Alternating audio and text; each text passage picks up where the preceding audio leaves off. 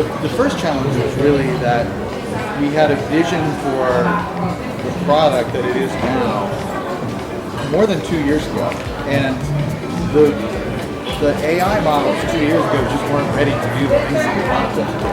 And so we wanted it to be grounded in the documents that you give it. We wanted it to be able to answer very complicated questions. We wanted it to not hallucinate when it answered questions based on your documents. And the models just weren't really advanced enough, but we knew it was coming. So we basically were kind of building the software in a way that for the first year it kind of didn't work. But we knew that the underlying models were going to become more and more powerful. And then Google released a Gemini model. Suddenly it all kind of came together about 9 months ago. And so that was a challenge. And the other thing was we were trying to build something genuinely new that didn't look like traditional products out there. Because we were trying to reinvent it.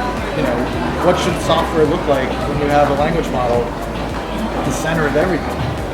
And that was exciting, but it also meant that we made we've done wild guesses as to what would work. We listened to users and tried to figure out what would work, but we had to really kind of invent everything from scratch in a way, and that was a challenge.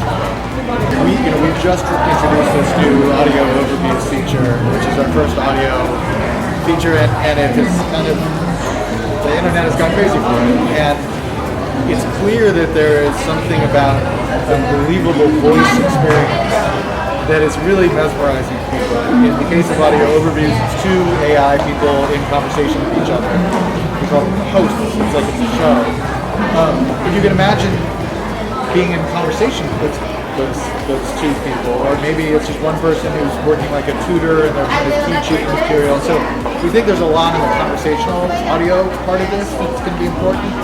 And we also think that people may compile notebooks of information, and maybe they'll sell them, right? Maybe it becomes a new distribution medium for people who have knowledge and wisdom or expertise, and they can publish it in a book, or they can give a lecture, but maybe they create a notebook that they share with other people, and that's a new way to make money if you have expertise. So that's one area where I'm really interested in exploring the possibilities for that too. Yeah, I wrote a whole book called Wonderland about this, and it's basically the history of people messing around with dice games ended up inventing probability theory and math. And people inventing the earliest video games ended up like changing the history of software forever. Because when people are doing things for fun, they're often pushing the boundaries of technology in new ways. Or, what makes it fun is that you've never seen it before. It's surprising. Surprise is a big part of like what play is all about.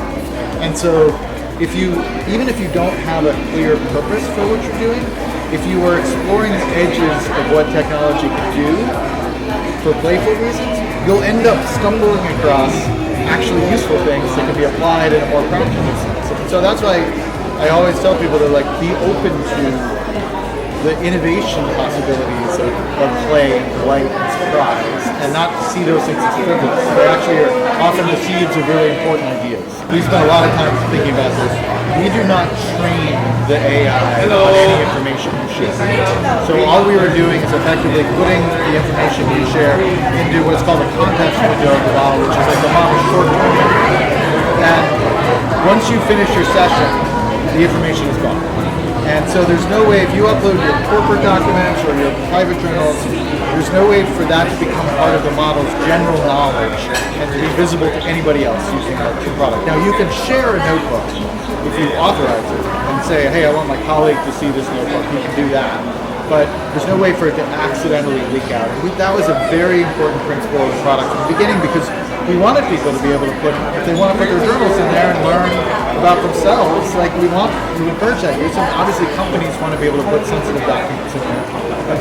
They don't want to feel like they might be contributing to the overall training of this AI. So if you feel comfortable putting your documents into Google Drive, you can feel comfortable putting it into Notebook LM.